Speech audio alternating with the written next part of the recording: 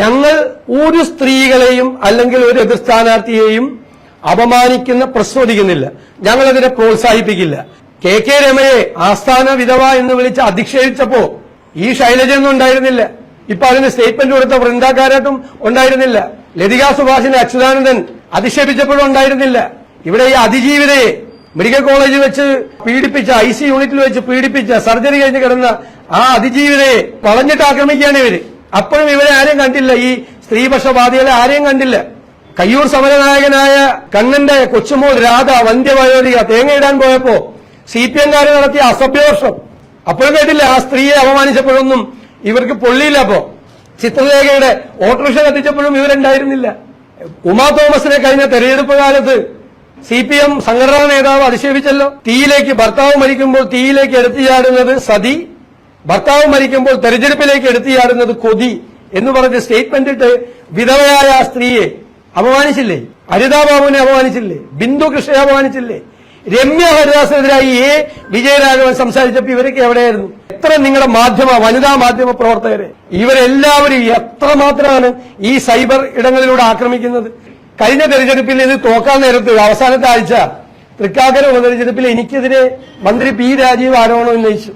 അവിടുത്തെ LDF സ്ഥാനാർത്ഥിക്കെതിരായിട്ടുള്ള ഒരു film ഞാൻ ഉണ്ടാക്കി വ്യാജമായി നിർമ്മിച്ച് സമൂഹ മാധ്യമം, കേരളത്തിലെ പ്രതിപക്ഷ നേതാവിന്റെ ജോലി ഈ വ്യാജ ഫിലിം, അശ്ലീല ഫിലിം ഉണ്ടാക്കുന്നതല്ലേ? വ്യവസായ മന്ത്രിയാണ് അന്ന് ആക്ഷേപം ഉന്നയിച്ചത്. എന്നിട്ട് അതിന് ജനങ്ങൾ കൊടുത്ത മറുപടി കണ്ടല്ലോ. പോസ്റ്റിട്ട ജയരാജൻ എന്താ പറഞ്ഞത്? വെണ്ണപ്പാളികളായ സ്ത്രീകളുടെ സ്വീകരണത്തിൽ മയങ്ങിപ്പോയി സ്ഥാനാർത്ഥിയാണ്. ഈ ആവേശമൊന്നും കണ്ടില്ലല്ലോ. ആ MM മണി ലോകത്ത് പോയ എല്ലാവരും അധിക്ഷേപിച്ചപ്പോ ആ പെമ്പിളെ ഒരുമയെ, അവരുടെ സ്ത്രീകളെ, നാട്ടിലെ മുഴുവൻ സ്ത്രീകളെ അയാൾ അപമാനിച്ചില്ലേ?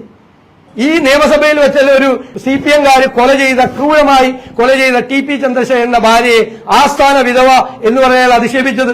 അന്ന് ഇവരൊക്കെ എവിടെ പോയി? അന്ന് ഇവരൊന്നും കണ്ടില്ലല്ലോ. ഞങ്ങളാരും കണ്ടില്ലല്ലോ. സ്ഥാനാർത്ഥിക്കെതിരെയാണ് പറയുന്നത്. ഷാഫിയുടെ ജോലി അതല്ലേ? ഷാഫി സമൂഹ മാധ്യമങ്ങളിൽ LDF-ന്റെ സ്ഥാനാർത്ഥിക്കെതിരായിട്ട് ഇതുണ്ടാക്കുന്നതല്ലേ, കണ്ടന്റ് ഉണ്ടാക്കുന്നതല്ലേ ഷാഫിയുടെ ജോലി. അപ്പൊ അവർക്ക് ഷാഫി ഒന്ന് അവമാനിക്കണം, ഷാഫി ഒന്ന് വഷളാക്കണം. 25-ാം തീയതി പരാതി കൊടുത്തിട്ട് ഇതുവരെ ഇല്ലാതെ ഇലക്ഷന്റെ അവസാനത്തെ ആഴ്ചയാകുമ്പോൾ ഇത് കത്തിക്കാൻ ഇറങ്ങിയേക്കണ കണ്ട നമുക്കറിയാം എന്തിനാണ് വരവെന്ന്. മനസ്സിലായില്ലേ? അവസാനത്തെ ആയുധം പുറത്തേക്ക് എടുക്കുക. ഈ കഴിഞ്ഞ 3 ആഴ്ച എവിടെ പോയിരുന്നു ഈ സംഭവം? ഉമ്മൻചാണ്ടിയുടെ സജീവ രാഷ്ട്രീയത്തിലില്ലാത്ത പെമ്മക്കളെ കുറിച്ച് പുതുപ്പള്ളി തെരഞ്ഞെടുപ്പിന്റെ കാലത്ത് പറഞ്ഞതൊക്കെ ഒന്ന് ഓർത്താൽ മതി. ഒന്നും മറന്നുപോകരുത്. ഇവരുടെ പാർട്ടിയാണ്. സ്വന്തം പാർട്ടി ജില്ലാ സെക്രട്ടറി കിടക്കുന്ന കട്ടിലിന്റെ അടി കൊണ്ട് ക്യാമറ വെക്കുന്ന ആളുകളാണ് CPM-കാര്. അത്രയൊന്നും കോൺഗ്രസും UDF ഒന്നും ഒരു കാലത്തും അതപ്പതിക്കില്ല. ഒരാളെ ഞങ്ങൾക്ക് എന്തിനാണ് ഇപ്പൊ കാണിക്കുന്നതിന് 1-ാം പ്രതി ഇവര് പറയുന്ന ശരിയാണെങ്കിൽ 1-ാം പ്രതി പിണറായി വിജയനാണ്. 25-ാം തീയതി പരാതി കൊടുത്തിട്ട് ഇയാളെ എവിടെ പൂത്തിവെച്ചത്? മുഖ്യമന്ത്രി മറുപടി പറയട്ടെ.